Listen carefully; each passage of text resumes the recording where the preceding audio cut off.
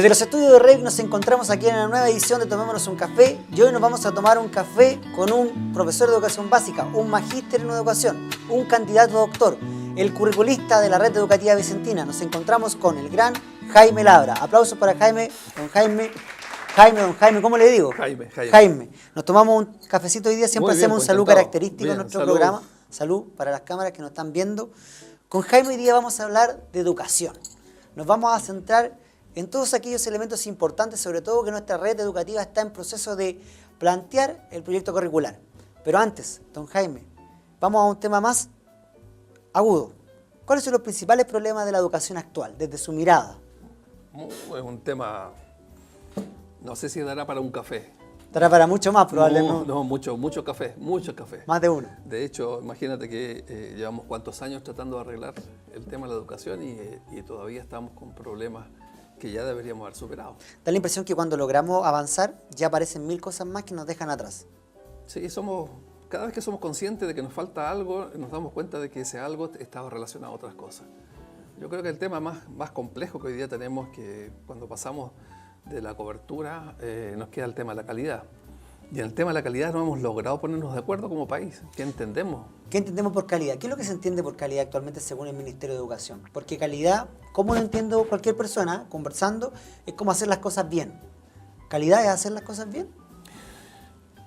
En educación calidad es que nuestros chicos y chicas aprendan a ser personas, aprendan las habilidades básicas, aprendan lo que sean capaces de, lo que el currículum está estableciendo, pero también desde nuestro punto de vista implica tener una visión trascendente, una visión valórica, ¿no? Que sean siempre mejores personas. Si tú me preguntas cuál es la definición del Ministerio de Educación, está reflejada en el CIMSE. Oficialmente es probable que el Ministerio tenga otras definiciones. Sin embargo, el CIMSE es el instrumento que lo mide y por lo tanto ahí está el concepto de calidad. Y ahí es donde uno un poco se complica al tener una visión un poquito estrecha, ¿no? Ahora, es imposible medir la calidad como nosotros quisiéramos que se midiera, ¿no? Pero en todo caso no estoy en contra del CIMSE, ¿no? Creo que el CIMSE es un instrumento bueno. El problema es lo que se está haciendo con el instrumento, no es el problema del instrumento. ¿Para qué sirven los resultados de ese Claro. ¿Para qué sirve? ¿No? Hoy día fundamentalmente sirven para poner en la puerta de los colegios que se obtuvieron excelencia académica o primer lugar en el CIMSE. Y si son tan útiles estos resultados como usted menciona, ¿por qué hay tanto rechazo de parte de profesores, de parte de los directivos, de los mismos alumnos? ¿Por qué produce tanto rechazo una herramienta que usted menciona y dice que es muy buena? O no sé si tan buena, pero que es útil. El problema no está en el instrumento. El problema está en cómo se usan los instrumentos. Un gran error que se cometió a nivel de política fue poner, por ejemplo, colores a los resultados, verde, amarillo, rojo, ¿no? Y yo recuerdo haber sido apoderado de un colegio en una comuna en donde, gracias a Dios, mis hijos estaban en el único colegio que tenía verde. Bueno, habían dos, que eran de la misma congregación. El resto eran amarillos y muchos rojos. ¿Te imaginas lo que significa un apoderado saber que estás en un colegio rojo? Y bueno, hoy día se estigmatiza con eso. El problema no es el instrumento, el problema es cómo se usa el instrumento de los resultados. Hay varios ideólogos de la educación que dicen que cada vez que uno mide el currículum, la vara con que tú mides pasa a ser el currículum. O sea, el objeto a medir, ¿no? Pasa a ser mediado y cambiado por el instrumento a medir. Por lo tanto, hoy día muchos colegios están tendiendo a responder al CIMSE, más que a responder a las variables que deberíamos estar manejando, ¿no? Que son absolutamente otras. Bueno, usted me menciona temas fundantes y preocupantes dentro de la educación actual y cómo a veces nos quedamos siempre atrás. Pero entrando en tierra derecha de lo que nos compete como red educativa en esta presentación de un proyecto curricular, que donde ahí yo quiero consultar y preguntar, pero lo primero, ¿cómo definimos y entendemos este concepto de currículum? ¿Qué es lo que es el currículum? La verdad, el currículum cuando yo voy a buscar trabajo, no sé, es lo mismo porque se tiende a, uno en palabras generales, la persona que no está ligada a educación piensa currículum CV para buscar trabajo. ¿Tiene que ver con lo mismo? Sí, hay algo parecido, porque en términos del significado, del origen de la palabra, es recorrido. Entonces en tu currículum tú muestras tu recorrido, lo que has hecho y las capacidades que tienes para seguir avanzando. Y en términos educativos, pedagógicos, currículum es el camino que uno tiene que recorrer para alcanzar algo. Por lo tanto, el currículum tiene que ver con todo lo que te permite alcanzar eso, tanto los procesos, las etapas, pero también está intermediado por recursos, por contextos, por historia, por grupos de poder, ¿no? Por lo tanto, currículum es la acepción más amplia. Yo lo definiría como todo el conjunto de experiencias que quisiéramos que nuestros estudiantes vivan para que sean personas educadas, trascendentes, valorando al otro.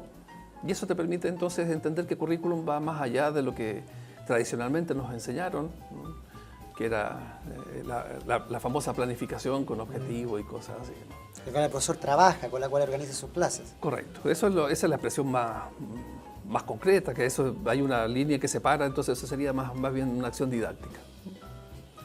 Esto que usted menciona del currículum, de los poderes, de un montón de contextos que también influyen, ¿usted cree o qué hay de cierto en esto que se dice que el gobierno lo primero que hace al entrar, un gobierno entrante, interviene en el currículum? ¿Es cierto eso? ¿Funciona así? No creo que funcione así. Yo creo que gobiernos que ingresan, es cierto que quisieran tener más herramientas para poder generar sus políticas de intervención desde su ideología, pero existen suficientes mecanismos como para que en un país donde la democracia se supone que funciona, ¿no? Esos cambios tienen que ser consensuados. Y por esa razón hoy día te vas a encontrar con muchas iniciativas que no han avanzado. De hecho, imagínate, ¿te acuerdas hace poco que querían sacar una asignatura y el revuelo que esto implica, ¿no? Y que se quieren cortar ciertos contenidos y hay áreas sociales en las cuales esto es imposible? Por lo tanto, yo creo que no es tan fácil en democracia instrumentalizar el currículum en una sociedad, por lo menos en donde estamos.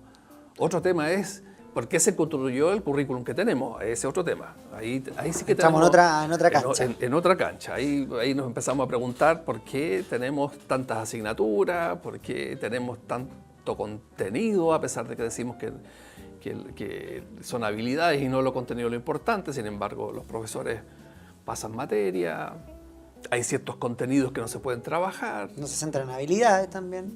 Es un gran tema. Bueno, entonces entendiendo que el currículum tiene que ver con un recorrido, con un tema educativo, ¿qué es lo que es un proyecto curricular? Porque suena rimbombante, proyecto curricular. Y en este caso, ¿cómo funciona, cómo entiendo yo qué es lo que es esto? Y todavía con el carisma vicentino de por medio. Mira, proyecto curricular es por definición, casi todos los autores coinciden en aquello, que es una forma consensuada de tomar todos los valores que están en el proyecto educativo. Proyecto curricular es consenso, trabajo participativo, articulación, de tal forma que todo lo que suceda, tanto en un colegio o en una red de colegios, como en este caso, esté articulado, esté consensuado, haya trabajado, esté en las mismas intenciones. No tener un proyecto curricular significa que los docentes de primero no conversan con los de segundo con los de tercero y así sucesivamente, ¿no? Entonces existen islas, podrían generarse una división invisible, una pared que se podría interpretar como que este es mi forma de hacer clase y al otro lado tenemos un docente que hace otras clases, que desarrolla otras habilidades. Y por lo tanto, cuando sacamos un chico en cuarto medio, es la suma de personas que hicieron muchos esfuerzos y a lo mejor muy honestos, pero que empujaron el auto desde distintas perspectivas. Entonces el auto no se mueve. Si tú lo empujas, pones a cuarto medio, 14 profesores que tienen concepciones pedagógicas distintas, que piensan que el currículum tiene una función distinta al otro, empujarán el carro llamado intereses, vocaciones, perspectivas, lo empujarán desde su mirada y por lo tanto tomarán el impulso y lo más probable es que el chico no vea una dirección unísona, o sea, donde solamente tiene que caminar de acuerdo al proyecto. Entonces el proyecto curricular es eso, pongámonos de acuerdo qué habilidades queremos enseñar, esas habilidades con qué contenidos se enseñan, qué destreza, qué actitudes, qué valores. Y lo más probable que suceda es que ahorremos tiempo, ¿no? Y seamos más eficientes y eficaces. Se me hace difícil pensar a mí, por lo menos imaginarlo o entenderlo, a ver si usted me puede orientar, sobre un proyecto que te dice que hay que trabajar en común, ¿cierto? En un plan común, pero ¿cómo lo entendemos en un contexto donde nuestros colegios están repartidos por todo Chile? Tenemos en Punta Arenas, tenemos en Copiapó, tenemos en Tomé, tenemos en Valparaíso y tenemos acá en Santiago, que también, a pesar de que estamos relativamente cerca, cada colegio tiene un contexto y un entorno distinto. ¿Cómo unificamos a través de todos estos colegios este proyecto curricular? ¿Cómo lo trabajamos en conjunto? Bueno, ese es un desafío que es bastante interesante porque la contextualización es propio del proyecto curricular. Por lo tanto, se diría mal de un proyecto curricular que pasa a ser un objeto en donde todo el mundo hace exactamente lo mismo. En nuestro caso, lo que queremos es que nos unan los proyectos de intervención, de tal forma que las intenciones, los objetivos, los medios, los recursos sean uno y la contextualización sea lo otro. Nosotros tenemos que parecernos tanto, en tanto y cuanto la espiritualidad nos une, pero nos tenemos que diferenciar en cuanto a la contextualización. Por tanto, hoy día tenemos que preguntarnos en qué nos queremos parecer. Y hoy día, hasta el momento, la respuesta es: queremos hacer un conjunto de proyectos que intervienen y apuntan al centro de lo que pensamos que es el aprendizaje del estudiante, que es lo que queremos favorecer. Y esa contextualización, ¿no? El día, la hora, la forma, cómo se ingresa, cómo se organiza, ya corresponde a cada establecimiento. De hecho, también se está pensando que, como esto tiene que estar escrito, en el proyecto curricular existan instancias también escritas en donde los colegios tengan el subrayado que es propio, ¿no? Que es propio. Su apartado, claro. Claro, hoy día también tenemos colegios con impronta, ¿cierto? Con un conjunto de valores que los caracterizan, tienen historias distintas, tienen contextos distintos, incluso tenemos colegios con niveles socioeconómicos que no son iguales. Entonces, también hay que trabajar con cosas a favor y cosas en contra. Y eso un proyecto curricular lo tiene que contextualizar en cada comunidad educativa. Aterrizarlo. Aterrizarlo. O sea, cuando este proyecto curricular, que es un libro, ¿cierto? Que es un texto que se entrega en cada comunidad, no solamente va a ser su lectura, sino que también existirá algún tipo de capacitación también que permitirá que los profesores también se deleiten o lleguen con impronta al texto, ¿no? Correcto. Bueno, primero decirte que ese texto se escribió en forma colectiva, en el participativa. encuentro de Ubaco, ¿no? Ahí se validó. Se validó. Se validó. Ahí en un encuentro donde estuvieron todos los directores y representantes de los docentes y directivos. Se valida ese documento, pero también se valida el proceso. Pero esto tiene 2 años, ¿no? Yo lo tomé en septiembre del año pasado, pero esto tiene un camino de 2 años. Es un proceso que es bastante largo, porque es impresionante lo que nos demora ponernos de acuerdo, ¿no? En poder poner tu visión y mi visión bajo un alero de una espiritualidad. Y unificarla, por sobre todo. Y hacer una correcta lectura, ¿no? Hoy día la espiritualidad bizantina, ¿no? te permite tener un conjunto de valores, pero ¿cómo esos valores tú entras a la sala de clase? Y ese es el tema, ese es el gran desafío. Tenemos valores bizantinos, y esos valores bizantinos, ¿cómo se viven en una población? ¿Cómo se vive en una empresa? ¿Cómo se vive en un lugar de trabajo? ¿Y cómo se vive en un colegio? Entonces el proyecto curricular tiene que dar respuesta a eso. Hasta el día de hoy no tenemos, en la literatura bizantina, no se encuentran elementos específicos que puedan orientar el currículum a este nivel. Sino que se toman solamente desde la espiritualidad, se adaptan. Se toman y cada proyecto intenta bajar los valores bizantinos y los rasgos bizantinos de la pedagogía, de tal forma que nos pudiésemos caracterizar. Entonces podríamos decir que tenemos una pedagogía bizantina. ¿Por qué? Porque tenemos una forma de ser, hacer, pensar, creer, vivir la pedagogía bajo una determinada espiritualidad que en este caso es bizantina. ¿Qué nos falta entonces para hablar con propiedad de una pedagogía bizantina? ¿Nos falta ponernos de acuerdo? ¿Tener algún pensador? ¿Alguien que tenga literatura avanzada sobre el tema? ¿O llegar a acuerdos más concretos? Bueno, primero estamos avanzando. Yo diría que tenemos. Tenemos. ¿Qué ¿ya? tenemos? Y después decimos que nos falta. Tenemos 9 colegios, 9 comunidades, 9 equipos directivos, 9 comunidades de docentes, 9 realidades de estudiantes que están ansiosos de tener la posibilidad de una educación mejor. Todos queremos que eso suceda. Tenemos también intenciones de hacer cosas juntos. Y eso es interesante porque que una sola persona piense, que una sola comunidad piense, y si tú dices, bueno, y sinergia es 2 más 2, 5, entonces ¿qué producto podríamos sacar si hacemos sinergia en 9 personas? 9 colegios, 9 instituciones, 9 comunidades. O sea, es tremendamente potente lo que podríamos hacer. Por lo tanto, tenemos hoy día tenemos la espiritualidad, tenemos las ganas, tenemos la intención de hacer sinergia. ¿Y qué nos falta? Instancias en las cuales nosotros pudiésemos empezar a creernos el cuento y empezar a discutir sobre cómo hacer vicentino todos los procesos educativos. Y esa reflexión, si bien es cierto, hoy día no tenemos una literatura específica, especializada en esa área, nosotros podríamos hacer investigación, acción y podríamos reflexionar al respecto para que todas nuestras prácticas pedagógicas estén iluminadas desde esa perspectiva. Si bien usted me está hablando de algo que se plantea muy concreto, yo entiendo que este proyecto curricular viene a marcar una partida, pero no un término. O diciéndolo de otra manera, sabemos dónde partimos, pero no dónde terminamos.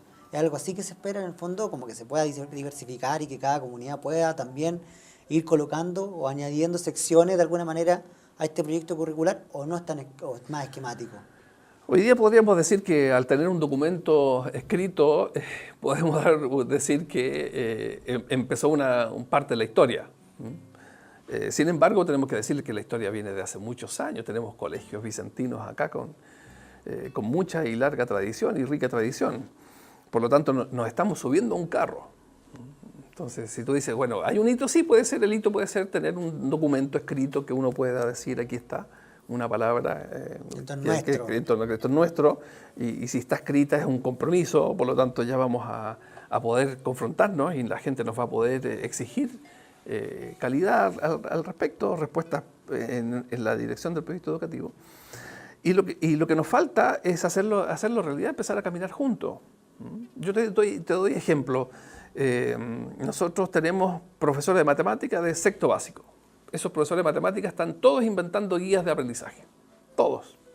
De los 9 colegios. Tenemos entonces, supongamos, 9 profesores trabajando, elaborando guías. Y cada uno haciendo las mismas guías. ¿No? Guías de geometría. Bueno, y si trabajamos en equipo y nos coordinamos, es probable que el trabajo sea menor. Y si no es menor, va a ser absolutamente de mayor calidad, ¿no? Entonces, yo me imagino que la sinergia va a llegar hasta esos ámbitos, ¿no? De poder hacer cosas y aprovechar la inventiva del otro, porque si a ti se te ocurre algo interesante, lo más probable es que a mí se me ocurra algo más. Pero ¿cómo cambiamos este pensamiento del profesorado que en todo ámbito, no solamente en nuestros colegios, sino que podríamos mencionar que algo nacional, este tema de la competencia constante, de no compartir mi material porque el otro me lo va a ocupar, me lo va a copiar, va a perder mi originalidad, mi derecho de autor y un montón de cosas? ¿Cómo podemos desde su mirada cambiar esta mirada que tiene el profesorado también tan de isla, ¿cierto? Uh-huh. ¿Cómo? A lo mejor no hay respuesta tampoco, a lo mejor probablemente no vamos a encontrarla en este café ni en muchos cafés, pero de acuerdo a su experiencia, porque usted también ha trabajado en otros ámbitos que no tienen que ver solamente con la concreción de un proyecto curricular, sino que en otros ámbitos también universitario, académico, que después ya vamos a hablar de ello, desde su humilde mirada quizás. ¿Cómo comprendemos esta mirada de la educación? ¿Cómo comprendemos este problema que tenemos en el profesorado? Difícil pregunta, porque mira, hay un tema bien complejo que las universidades no logran marcar una formación que transforme a una persona que trae una mochila de 12 años. Entonces, traemos docentes, se forman docentes, cada universidad con su proyecto educativo, su modelo pedagógico, y por lo tanto tenemos tantas miradas como universidades hay, y dentro de las universidades tantas perspectivas como pueden haber. Por lo tanto, los profesores no salimos al mercado laboral con una misma visión. Salimos formados de acuerdo a nuestras historias. Incluso yo soy testigo de que incluso ni siquiera algunas universidades son capaces de superar los desaprendizajes o los no aprendizajes que los estudiantes de pedagogía entran. Por eso se justifica la prueba inicia, ¿no? En donde se miran las capacidades, las competencias, las habilidades de los docentes. Entonces tenemos docentes que no saben leer, que no saben escribir, ¿no? Y tenemos docentes también que tienen muchas habilidades y que también tenemos problemas con la gestión. Directores que asumen una gestión participativa con mucho de liderazgo y por lo tanto se acoge, y otros directores que tampoco. Entonces el tema no es solo el por qué nuestros docentes son, el por qué nos estamos organizando como nos estamos organizando es la pregunta. Y yo creo que ahí tiene que ser una respuesta para ahí. Hoy día el modelo de Finlandia se están yendo muchas personas, muchas instituciones van a mirarlo. Pero se demoraron años, más de 10 años en ponerse de acuerdo. Y después la misma cantidad de años para poder implementarlo, ¿no? Y creo que nosotros perdimos una oportunidad histórica. Nosotros tuvimos la oportunidad de tener una mirada misma, social, política, con un conjunto de gobiernos de una misma trayectoria, y desaprovechamos, nos fijamos en otras cosas más que hacia dónde apuntar. Entonces hoy día hay toda una reflexión y un trabajo de cómo habilitamos al docente para que este docente salga con esa característica que tú señalas, que tiene que ser un docente que trabaja en forma colaborativa, ¿no? Porque nuestra profesión necesariamente es así, ¿no? No podemos ser islas, es decir, por formación profesional, ¿no? Yo entiendo que podemos tener distintas habilidades y que me gustaría que mis cosas fueran únicas y irrepetibles, pero en el contexto donde nosotros estamos trabajando, si mi material es excelente y funciona, se supone que por formación yo tengo que ponerlo al servicio, ¿no? Se supone que eso en algún momento es trabajado, es revisado, implícito, de perogrullo, potenciado tanto en la universidad y después pasa en los colegios. Que haya espacio, que haya posibilidad, que hayan recursos. Ahora, mi formación también, llevando mi ejemplo, yo creo que la formación universitaria es totalmente aislada con la mirada país. O sea, por eso mucho el docente típico, vamos a hablar de una persona docente común, que llega a un colegio después de haber salido de la universidad, se encuentra con una realidad totalmente distinta. Y muchas de las cosas las aprende estando en el colegio. El comentario común, esto yo nunca lo vi en la universidad. Esto para mí es nuevo, incluso de algo tan simple como llenar el leccionario, por ejemplo. Entonces, desde mi mirada, esto es mi opinión, yo creo que la formación del docente está muy aislada a todas estas realidades que usted menciona. Porque en este círculo, por lo menos la formación, lo que corresponde a la formación, está solo detenida, no se está abriendo los otros puntos. Uh-huh. Mira, hoy día los procesos de formación de docente, casi todas las universidades están incorporando las prácticas tempranas. ¿No? Por lo tanto, se supone que los estudiantes de pedagogía no pueden sorprenderse con algunos casos, con algunas situaciones de colegio, como ocurría antes, es que después de estudiar 4 años o 5 años, te ibas en el 9º semestre, en el 10º semestre a hacer la práctica y te enterabas que el colegio era de una forma que tú no querías, ¿no? Y te ibas del sistema. Se supone que hoy día que las prácticas iniciales, prácticas tempranas, prácticas intermedias, todo el currículum está mirando la realidad del país. Por lo tanto, no deberíamos sorprendernos. El problema está en que como país no nos hemos puesto de acuerdo qué es lo que el docente debe ser capaz de hacer, ¿no? Hoy día seguimos mirando que cada proyecto educativo tiene que tener su propia identidad y por lo tanto los sellos son distintos y por lo tanto el currículum es distinto. También el sistema de la mentoría también que se está implantando también para la formación inicial también, para los estudiantes que ingresan recién. Sí, o sea, todo acompañamiento, eso hay mucha investigación, hay mucha investigación y hay mucha experiencia al respecto, que la tutoría, la mentoría, el amigo crítico, que son metodologías de acompañamiento, especialmente de reflexión, que ese es el punto que hace que la persona cambie la reflexión. Y a nivel nuestro es lo que se busca con la investigación-acción, ¿no? De que se reflexione sobre lo que uno está haciendo. Hoy día la realidad de los colegios dista de lo que uno quisiera que sucediese, o sea, por lo tanto no significa que la universidad tiene que ir al colegio y sacar una fotografía para que el colegio se siga replicando. Hoy día en los colegios tenemos serios desafíos. Hoy día estamos haciendo clases a alumnos que en 15 o 20 años más, ¿no? Necesitan otras habilidades. absolutamente otras habilidades. También como un profesorado que ya dejó hace mucho tiempo en la universidad, también se reactualiza frente a estos nuevos desafíos que usted menciona, hasta que también ese es otro tema. Pero no nos vamos a desviar porque podríamos, otro programa, vamos a hablar de educación, mucho. Centrémonos en esto, que es el proyecto curricular. Entonces, Jaime, a mí me cuesta comprender la relación, y si es que hay relación, probablemente tal vez no la hay, entre proyecto curricular y proyecto educativo. ¿Tienen relación estos dos conceptos, estos dos libros, estos dos términos? ¿Tienen algo de cercanía? Mira, desde mi perspectiva, el proyecto educativo es un ideario. Ideas, valores, intenciones, propósitos. Y el proyecto curricular son acuerdos que te proporcionan instancias, herramientas, metodologías para que esto, que como un ideario, se pueda hacer realidad. Entonces aquí nosotros hablamos de valores en el proyecto educativo, pero el proyecto curricular es decir, cómo lo bajamos, cómo lo hacemos realidad. Proyecto educativo. El proyecto educativo, que tiene un conjunto de valores, que tiene la espiritualidad, que nuestra dice... constitución de un colegio. Claro, nuestro sello, lo que nos hace diferente al resto. Esas son intenciones, pero ¿cómo esas intenciones tú las llevas a la sala de clase? A través del proyecto curricular. Y eso es el proyecto curricular. Y para que haya proyecto curricular, condición sine qua non es que haya participación en la creación, ¿no? en la implementación, en la evaluación, que nos hagamos responsables.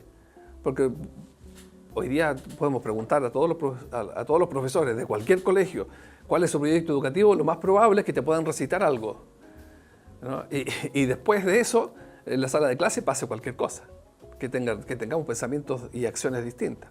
Entonces el proyecto curricular es un paso intermedio, que es un eslabón intermedio que te da criterios pedagógicos para poder actuar como docente. Interesante. Está muy claro para mí lo que usted me explica sobre el proyecto curricular y cómo tiene esta relación. Ahora, ¿cómo yo, profesor tal vez, o directivo de un colegio, simulando este juego, qué es lo relevante que tiene que saber la familia? ¿Qué es lo relevante que tiene que saber el niño? Porque claro, nosotros lo estamos hablando a nivel ya de directivo, que un profesor hace este trabajo, cómo nos ponemos de acuerdo, pero la familia que también es parte de esta comunidad educativa, de las comunidades educativas. ¿Cómo esta familia entiende este proyecto curricular? ¿O qué es lo relevante que tienen que saber? Mira, de partida tenemos que reconocer que a nosotros como país se nos ha ido quedando la familia fuera de los colegios, ¿no? Porque hay muchos colegios en donde la familia no puede ingresar, el papá, la mamá no puede ingresar, ¿no? Con la libertad. No estoy diciendo que interrumpa clase, ¿no? Estoy diciendo de entrar a la organización, entrar a crear espacios, a crear participación, a sentirse corresponsable de un proyecto educativo y de un proyecto curricular. Entonces yo creo que una de las maneras es volver a encantar a la familia respecto al colegio, ¿no?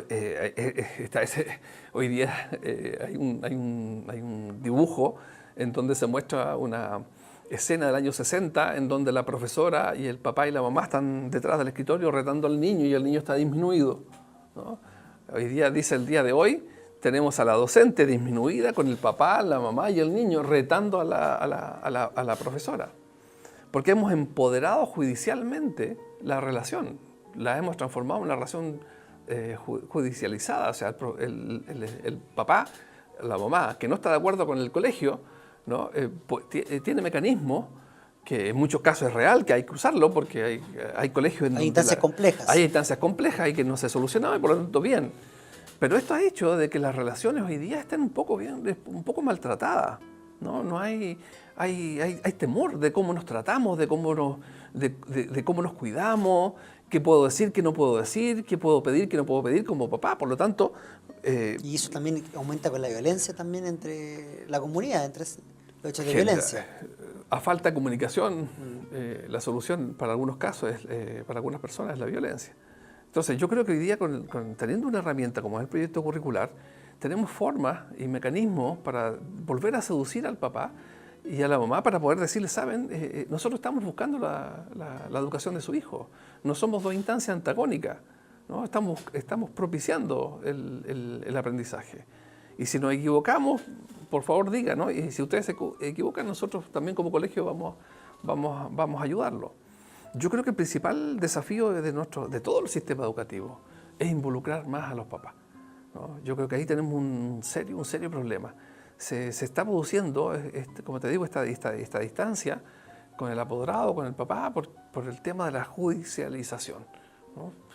Ya, miras tú, pregunta a un director cuántas demandas hay. Al año, 3, 4, y eso sería poco, ¿no? Pero ¿por qué si no debería haber demanda? Si yo estoy haciendo bien las cosas, ¿por qué me van a demandar? Si el apoderado sabe qué es lo que espera del colegio y eso se cumple. A través del proyecto educativo, que es público, este proyecto curricular. Entonces tengo que volver a encantar al papá, volver como te digo, a seducirlo en el buen sentido de la palabra, de que miremos juntos otra vez lo que queremos para el niño y la niña. Porque yo entiendo, yo fui apoderado, fui papá, soy papá, y lo que yo quiero es que mi hijo sea feliz, ¿no? Y que tenga experiencias de felicidad y crezca como persona, ¿no? Y por lo tanto me gustaba cuando el colegio me recibía, ¿no? Y entendía y escuchaba, ¿no? Y cuando a mí me decían que lo que estaba fallando, yo también agradecía porque podíamos mejorar. Yo creo que es un tema que tenemos que seguir pensando y no rendirse. No, en absoluto, en absoluto, porque los dos tenemos obligación, la familia de educar y la escuela de favorecer el aprendizaje, ¿no? Es algo conjunto. Correcto. Cómo se entiende la comunidad educativa también, como un cuerpo, ¿cierto? Correcto. Que trabaja unificado. Bueno, ha sido interesante conversar todo esto del proyecto curricular, que yo creo que también probablemente van a surgir muchas dudas a través de esta entrevista. También nuestros profesores podrán dirigirlas también, sin duda. Ahora, algo que no pregunté, algo que me parece también muy interesante es conocer a la persona. Conocer a Jaime Labre Trencado en su cotidianidad, probablemente. También mencioné que usted ha sido vicerrector de la Universidad Católica Silva Enríquez, vicerrector académico, si estoy preciso en los datos, con gran experiencia como profesor universitario y también como experiencia como profesor en aula. Ahora, ¿usted extraña, esta es una pregunta ya al corazón, usted extraña estar en la sala de clase? Porque este trabajo es ya de oficina, de computador, de estar ahí sentado en otro contexto, en otro entorno. ¿El corazón de Jaime Labre extraña la sala de clase o se siente cómodo donde está? Tengo la suerte de que tengo siempre una patita en la parte académica, siempre. He intentado no dejar nunca la parte académica de lado. Sigo haciendo muy poquita docencia, pero sigo manteniéndola. Me retroalimenta, me genera ánimo, lo disfruto, lo paso muy bien. Espero que mis estudiantes también lo pasen bien. Me sorprendo cuando los estudiantes, yo trabajo con estudiantes ya en posgrado, en programas de magíster, y yo me sorprendo cuando personas de otras carreras, de otras profesiones, están estudiando temas de educación y empiezan a hablar un lenguaje que es el típico del profesor, y cómo ellos le van dando significado. A mí me emociona. Le dan su tinte también. Sí, me emociona cómo lo miran, desde la perspectiva que lo están viendo, eso es genial.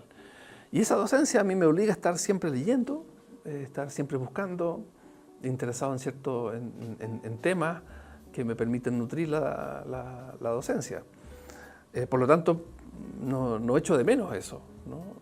Pero también es muy interesante un trabajo en donde tú estás soñando lo que va a pasar en años más, ¿no? Es interesante también porque va generando los escenarios, ¿no? Tú dices, muy bien, tenemos un proyecto curricular, por lo tanto de aquí vamos a empezar a trabajar en base a proyectos. Esos proyectos van a movilizar a personas, a intereses, ¿no? A recursos, y eso seguramente se van a ramificar en otras instancias, ¿no?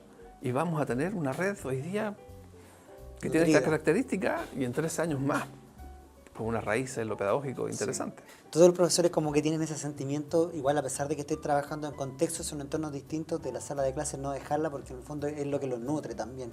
Y uno estudia para ser profesor, no estudia para ser director de colegio, no estudia para hacer proyectos curriculares, proyectos educativos, no está para estar en un contexto, en un entorno de la sala. Ahora, siguiendo en esta lógica de saber lo que piensa Jaime Labre, más allá de ser el curriculista de Revit, vamos a poner un poco soñador y un poco también imaginativo. Suponiendo que el día de mañana lo llama el presidente, no supongamos que no el actual, cualquiera, lo llama y le dice: Jaime, yo necesito que tú seas el ministro de Educación de mi gobierno. Jaime Labre acepta ser el ministro de Educación. ¿Cuáles son las principales líneas a trabajar o cambios que hace Jaime Labre en este proceso imaginativo que nosotros estamos haciendo en educación? acepto el juego de imaginarse porque de todas maneras no lo aceptaría. Ya. Perfecto. Porque cualquier ministerio hoy día es una tienda propia de un determinado partido político y adentro hay una serie de intereses. Intereses creados no, yo valoro a las personas que se atreven a asumir esos puestos, pero no, yo creo que en independencia del ministro de Educación y de la corriente política, desgraciadamente, creo que a nuestro país le faltan más que un buen ministro, ¿no? Le falta una mirada país, ¿no? Y por lo tanto todos los ministerios deberían estar mirando esto, no es solamente el ministro de Educación. Porque ya lo hemos visto en este gobierno, los gobiernos anteriores, los ministros de Educación han tenido ideas interesantes, pero Contraloría dijo que no, que... O la votación no dio... No se convencieron las personas pero aceptando ese juego, aceptando el juego. Aceptando entonces ese juego, yo soñaría con un currículum muy distinto. Primero yo pensaría si necesitamos tanta asignatura. Imagínate que nosotros en cuarto medio trabajamos con 14 asignaturas, 14 profesores distintos, con miradas distintas. Que en primero básico hoy día tenemos ¿cuánto? 5, 6 personas distintas. Porque hoy día, como hay que sacar habilidosos ya desde primero básico, por lo tanto tenemos especialistas en primero básico de lenguaje, especialistas en primero básico de matemática, en el mismo primero básico. Entonces tenemos a un niño, a una niña, que debería estar mirando el mundo desde una perspectiva integrada, ya lo empezamos a separar, ya tenemos miradas. Entonces yo haría esa pregunta, ¿tenemos que trabajar en base a asignatura, ¿no? Para desarrollar las habilidades que queremos? Yo creo que eso es un temazo. Lo segundo, unificar los criterios de formación docente, necesariamente. Aquí los docentes tienen que ser los más capacitados, los más competentes. Si tú me pones a mí a enseñarte a nadar, te aseguro que a los 5 minutos te estás ahogando, porque yo no tengo las competencias para enseñarte a nadar. Pero si tú miras hoy día todas las evaluaciones a los docentes, especialmente la prueba inicia, te darías cuenta que tenemos docentes que no saben leer y escribir, no entienden lo que leen, lo que escriben, no tienen pensamiento lógico matemático. Incluso con profesores de experiencia a través del portafolio, de la evaluación del portafolio. Entonces, tenemos un desafío. ¿Por qué hoy día decimos que los estudiantes no leen? Preguntémonos si los docentes leen. Si hay hábitos de lectura, si gozan con la lectura, o si se conversa en la sala de profesores de algún libro, te aseguro que no. Entonces ahí hay un tema también de trabajar la formación del docente. Y yo creo que hay un tercer tema que para mí es gravitante, que es cómo nos preparamos para el siglo XXI que ya empezó. Y la pregunta es tarde, ¿no? Ya no estamos demorando mucho en preguntarlo. No, es tarde. Imagínate que nuestras salas de clases son 4 paredes cerradas, con puertas cerradas, en donde con suerte tenemos un PowerPoint que era lo mismo, que reemplaza la pizarra escrita. Lo único que te evitaste es escribir la pizarra, la escribiste ahí, por lo tanto no y hay el mucho PowerPoint está pasado de moda ya, totalmente. Entre otras cosas, pero hoy día todas las habilidades, ¿no? Hoy día tenemos que mirar que el contenido está en el celular, todo el contenido. Si tú me preguntas cuál es la composición de una célula, te pido permiso para consultarlo en el celular, sé qué páginas son especializadas, por lo tanto sé buscar y te digo esto es, ¿no? Y yo te preguntaría, ¿y para qué lo voy a necesitar? Y tú me das una razón, entonces yo lo asumo, lo aprendo, lo hago mío. Entonces hay un tema de habilidades que estamos dejando de lado, y especialmente con el tema de la tecnología, porque ya sabemos, imagínate, ya tenemos nombres de chicos que manejan, que nacen con la tecnología, y de ahí a 5 años ya tienen nombres porque son usuarios distintos, y los que tenemos más edad ya tenemos otra categoría de usuarios ya que usamos de vez en cuando la tecnología. Pero estos chiquitos que están ingresando en kinder tienen habilidades y una forma de pensar distinta, y los seguimos poniendo en una sala de clase, ¿no? Con el mismo formato de la edad media. Entonces el tercer punto sería mirar cómo incorporamos los nuevos recursos, las nuevas tecnologías, para dónde vamos. Y la otra, el cuarto elemento, como Ministerio de Educación, yo le preguntaría al país, ¿qué país queremos a 15, 20 años más o a 50 años más? Tenemos que preguntarlo porque el gobierno que viene te pone el título, ¿no? Entonces hoy día queremos un país que cuide la niñez. Queremos un país que sea ecológico. Entonces, pero a ver, pongámonos de acuerdo. De tal forma que las distintas visiones se hagan, vayan sumando. Porque hoy día yo siento que nos están tironeando. Y la educación está respondiendo a eso. Bueno, este juego es un juego, la verdad. Son proyecciones que probablemente Jaime Labra, ministro de Educación, que dijo que ya avisamos al presidente Piñera que no está disponible para el cargo en caso de que lo quiera convocar. Pero para terminar, don Jaime, bueno, esa es su cámara, la que está ahí al frente. Y quisiera ver si usted le puede hablar a la comunidad escolar en este tiempo que estamos en plena publicación de este proyecto curricular. ¿Qué mensaje le da a ellos para comprender, recibir, trabajar este proyecto curricular? Esa es su cámara. Bueno, estimados comunidades educativas vicentinas, tenemos la oportunidad histórica de empezar a escribir un periodo en el cual pongamos de verdad el aprendizaje de los estudiantes como centro. Nosotros directores, nosotros profesores, nosotros asistentes de la educación, estamos al servicio del aprendizaje de los estudiantes. Nosotros no hacemos clase, lo que hacemos es facilitar el aprendizaje de los estudiantes. Por lo tanto, pongamos eso en el centro. El proyecto curricular es una herramienta, es un instrumento, pero el gran medio son nuestras actitudes. Si somos capaces de trabajar en conjunto, en proyectos comunes, estamos trabajando en base a lo que el proyecto curricular quiere establecer. Y pongamos de verdad al centro al estudiante. Esto no puede ser solo discurso, ¿no? Y el centro del estudiante significa que tenemos que desarrollar un conjunto de habilidades, destrezas, actitudes. Fíjense que no nombré contenido a propósito, porque creo que el contenido es solo un medio, no es el fin, es un medio para los otros tres elementos.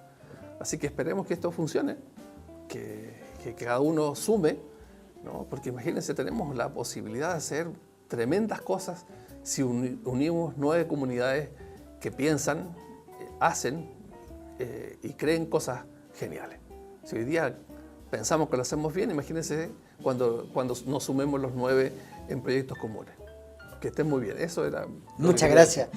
Bueno, nos encontramos aquí en una nueva edición de Tomémonos un Café. Hoy día nos tomamos un café, poco tomó porque mucho conversamos, pero hacemos el último saludo de despedida aquí con nuestro gran amigo Jaime Labra. Ya nos veremos próximamente. Un aplauso para don Jaime. Don Jaime, les saludo. Un gusto. Nos vemos próximamente en Tomémonos un Café.